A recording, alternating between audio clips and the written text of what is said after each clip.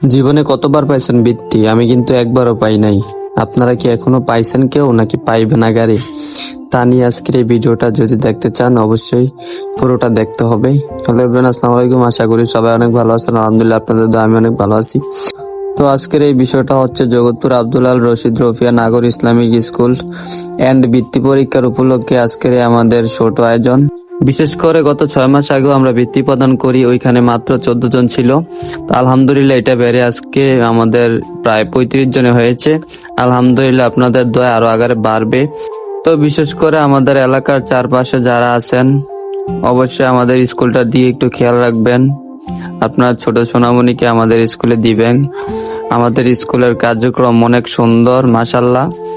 এখানে বই, খাতা, কলম এবং কি ড্রেস আপ কোনো কিছুই আপনার লাগবে না। আমাদের লক্ষ্য একটাই, আমরা এই স্কুলকে একদিন কলেজে পরিণত করব।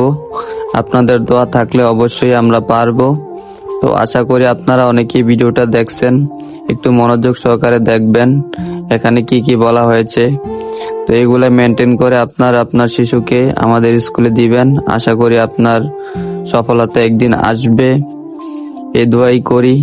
আমাদের এই বৃত্তি প্রদান উপলক্ষে আমাদের গ্রামের অনেক গণ্যমান্য ব্যক্তি আছে, সবাই আসছে। তো সবাইকে দেখতেই পাচ্ছেন আপনারা। আলহামদুলিল্লাহ অনেক ভালোই লাগছে আমার কাছে। আমাদের স্কুলটা যে আস্তে আস্তে এত দূর আগাবে কখনো চিন্তা করি নাই। আলহামদুলিল্লাহ সকলের দোয়ায় আমাদের স্কুল পরিপূর্ণ আছে এবং কি আরো ভালো কিছু করার চিন্তা ভাবনা আছে।